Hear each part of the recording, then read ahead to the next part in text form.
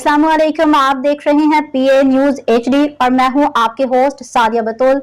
शामिल करते हैं आज की अहम खबरें। रजब भट्ट के घर पे फायरिंग, थाना चोहिंग में मुकदमा दर्ज। रजब भट्ट के घर पे फायरिंग का मुकदमा सिक्योरिटी गार्ड की मदायत में दर्ज किया गया। मारूफ टिकटॉकर रजब भट्ट के घर के बाहर फायरिंग का वाक़या पेश आया, जिसका मुकदमा थाना चोहिंग में नामालूम अफराद के खिलाफ दर्ज।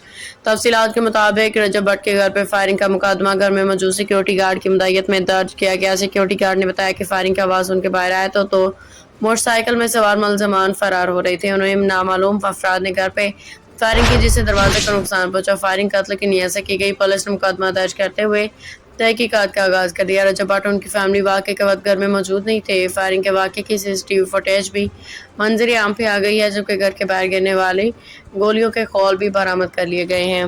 न्यूज स्टूडियो से अब तक के लिए इतना ही। मजीद खबरों और अपडेट्स के लिए देखते रहिए PA न्यूज HD।